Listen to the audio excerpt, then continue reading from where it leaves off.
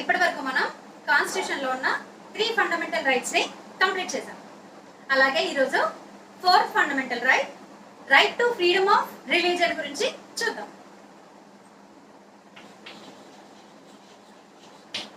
Right to freedom of religion. ఈ right to freedom of religion గురించి article 25 to 28 వరకు మనకి డీటెయిల్ గా చెప్తున్నాయి. ఆర్టికల్ 25 to 28 ఈ ఫ్రీడమ్ ఆఫ్ రిలీజియన్ అనేది ఇండియన్స్ అంటే సిటిజన్స్ తో పాటు నాన్ సిటిజన్స్ కి కూడా అప్లికేబుల్ అన్నమాట. ఆల్ పర్సన్స్ కి అప్లికేబుల్ అవుతుంది. ఎవరైనా సరే వాళ్ళకి ఈ ఫ్రీడమ్ ఆఫ్ రిలీజియన్ అనేది ఉంటుంది అని చెప్తుంది. సో ఫస్ట్ ఆర్టికల్ 25 గురించి చూద్దాం. ఆర్టికల్ 25. ఈ ఆర్టికల్ 25 లో 2 క్లాజెస్ ఉన్నాయి. క్లాస్ 1 ఏమో మనకి ఇచ్చిన ఈ ఫ్రీడమ్ ఆఫ్ రిలీజియన్ లో ఎన్ని టైప్స్ ఆఫ్ ఫ్రీడమ్స్ ఉన్నాయో చెప్తుంది. అలాగే క్లాస్ 2 ఏమో స్టేట్ కి ఇచ్చిన కొన్ని పవర్స్ గురించి చెప్పడం జరిగింది. ఫస్ట్ ఆర్టికల్ 25 క్లాస్ 1 లో ఫస్ట్ పాయింట్, ఫస్ట్ ఇచ్చిన ఫ్రీడమ్ ఏంటి అంటే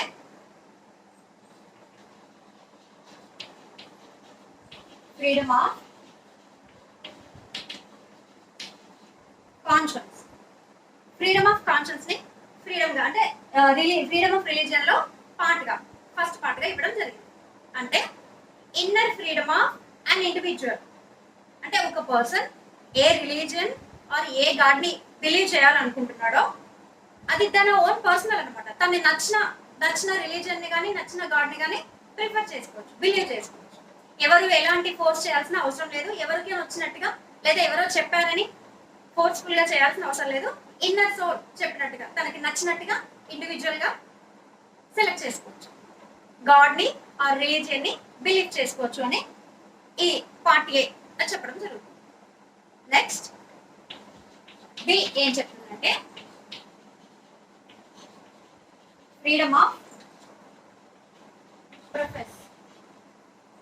అంటే ఏదైతే బిలీవ్ చేస్తారో ఒక పర్సన్ ఏదైతే బిలీవ్ చేస్తారో రిలీజియన్ ని కావచ్చు గాడ్ ని కావచ్చు దాన్ని ఓపెన్ గా డిక్లేర్ చేసుకోవచ్చు. ఎవరికి భయపడాల్సిన అవసరం లేదు, దాచుకోవాల్సిన అవసరం లేదు, సీక్రెట్ గా మెయింటైన్ చేయాల్సిన అవసరం లేదు. ఓపెన్ గా తన బిలీఫ్స్ ని ఓపెన్ గా డిక్లేర్ చేసుకునే రైట్ ఉంది, అలాంటి ఫ్రీడమ్ ఉంది అని ఆర్టికల్ 25 క్లాస్ 1 లో బి చెప్పడం జరిగింది. నెక్స్ట్ సి ఏం చెప్తుందంటే ఫ్రీడమ్ ఆఫ్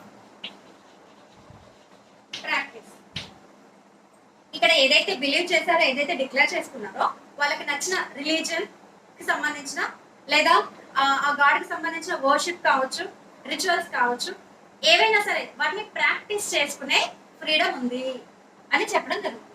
బిలీవ్ చేసిన దాన్ని వాళ్ళ బిలీఫ్స్ కి తగ్గట్టుగా వాళ్ళ పర్టికులర్ రిలీజియన్ లో ఉన్న వర్షిప్ మెథడ్స్ ని ఫాలో అవ్వచ్చు, ప్రాక్టీస్ చేసుకోవచ్చు అని చెప్తుంది.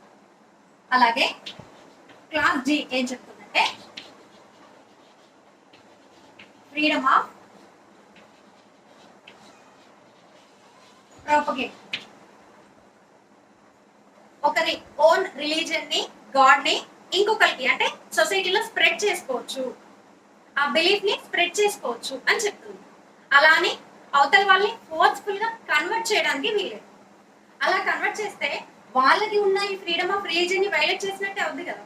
సో మన రిలీజియన్ ని లేదా మన గాడ్ ని స్ప్రెడ్ చేసుకోవచ్చు, అలానే ఫోర్స్ఫుల్ గా కన్వర్ట్ చేయడానికి వీలేదు అని ఈ మెయిన్ గా ఈ 4 ఫ్రీడమ్స్ ని మనకి ఈ ఫ్రీడమ్ ఆఫ్ రిలీజియన్ లో భాగంగా ఇవ్వడం జరిగింది. అయితే ఇన్ని ఫ్రీడమ్స్ తో పాటు వీటికి కొన్ని లిమిటేషన్స్ కూడా ఇవ్వడం జరిగింది. ఏంటి అంటే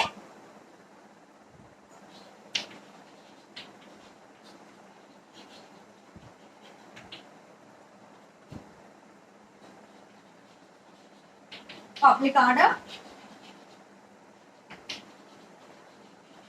morality, health and other effort. Public order మనకి ఇచ్చిన ఈ ఫ్రీడమ్ ఆఫ్ రిలీజియన్ వల్ల పబ్లిక్ ఆర్డర్ అనేది డిస్టర్బ్ అవుతుంది.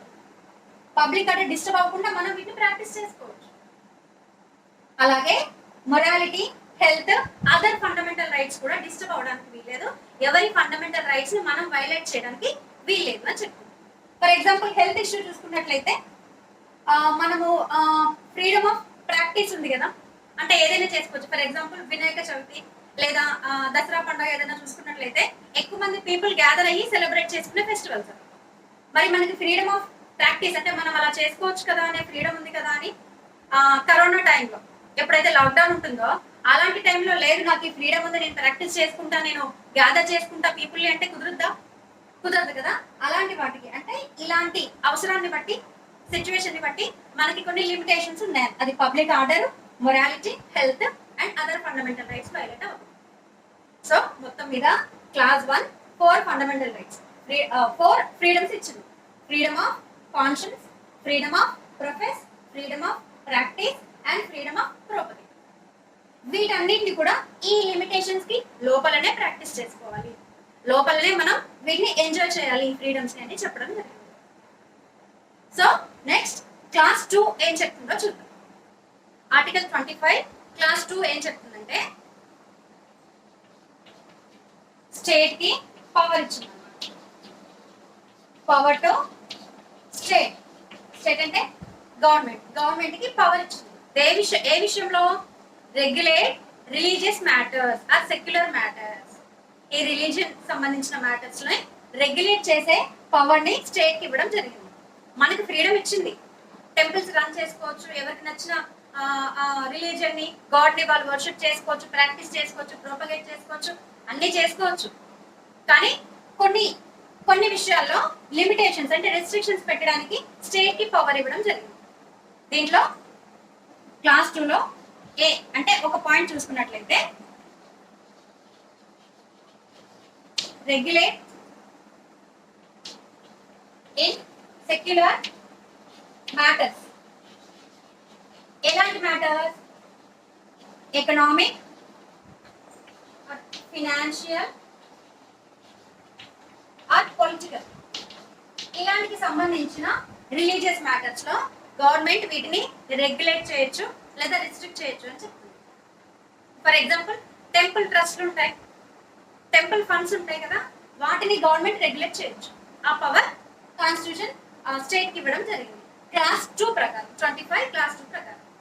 అలాగే ఇంకొకటి ఏంటి అంటే, ఇంకొక పవర్ స్టేట్ ఉన్నది ఏంటి అంటే సోషల్ వెల్ఫేర్ ఆర్ రీఫార్మ్స్ కోసం అదే మళ్ళీ సేమ్ సెక్యులర్ మ్యాటర్స్ ని రెగ్యులేట్ చేయొచ్చు. ఫర్ ఎగ్జాంపుల్ మనం చూసుకున్నట్లయితే ఓల్డెన్ డేస్ లో కొన్ని క్యాస్ట్ వాళ్ళకి టెంపుల్ ఎంట్రీ లేకుండే, కానీ దానికి సంబంధించిన అంటే సోషల్ రిఫార్మ్స్, సోషల్ వెల్ఫేర్ కోసం, రీఫార్మ్స్ కోసం టెంపుల్ ఎంట్రీని అందరికీ అలౌ చేసేలాగా కొన్ని లాస్ చేయడం జరిగింది. అలాగే దీనికి రిలేటెడ్ గా ఉన్న civil rights, protection of civil rights act 1955 ఉంది కదా, దాని ప్రకారం కూడా అన్టచబిలిటీని అబాలిష్ చేయడం జరిగింది. సో ఎవరిని కూడా టెంపుల్ లోకి రాకుండా స్టాప్ చేయడానికి వీల్లేదు, అందరూ కూడా అలౌడ్ అనమాట. అంటే ఇక్కడ రిలీజియస్ మ్యాటర్ లో గవర్నమెంట్ ఇన్వాల్వ్ అయినట్టే కదా, రిలీజియస్ మ్యాటర్ ని రిస్ట్రిక్ట్ చేసినట్టే, రెగ్యులేట్ చేసినట్టే కదా. దేనికోసం? సోషల్ వెల్ఫేర్ కోసం, రిఫార్మ్స్ కోసం. ఇక్కడ ఎకనామిక్, ఫైనాన్షియల్, పొలిటికల్ మ్యాటర్స్ లో గవర్నమెంట్ రెగ్యులేట్ చేయొచ్చు సెక్యులర్ యాక్టివిటీస్ అని చెప్పడం ఒక పాయింట్ అయితే, సోషల్ వెల్ఫేర్ కోసం, రిఫార్మ్స్ కోసం కూడా రెగ్యులేట్ చేయొచ్చు అని చెప్పడం జరుగుతుంది. సో 25 ఆర్టికల్ 25 క్లాస్ 2 స్టేట్ కి ఇచ్చిన పవర్స్ ని 2 టైప్స్ గా చెప్పడం జరిగింది. అలాగే క్లాస్ 1 క్లాస్ 2 లో, క్లాస్ 1 లో ఫ్రీడమ్స్ ఇచ్చింది 4 టైప్స్, అలాగే క్లాస్ 2 లో 2 పవర్స్ స్టేట్ కి ఇచ్చిన పవర్స్ చెప్పడం జరిగింది. అలాగే ఇంకా క్లాస్ 20 ఆర్టికల్ 25 కొన్ని ఎక్స్ప్లెనేషన్స్ కూడా ఇవ్వడం జరిగింది. అవేంటి అంటే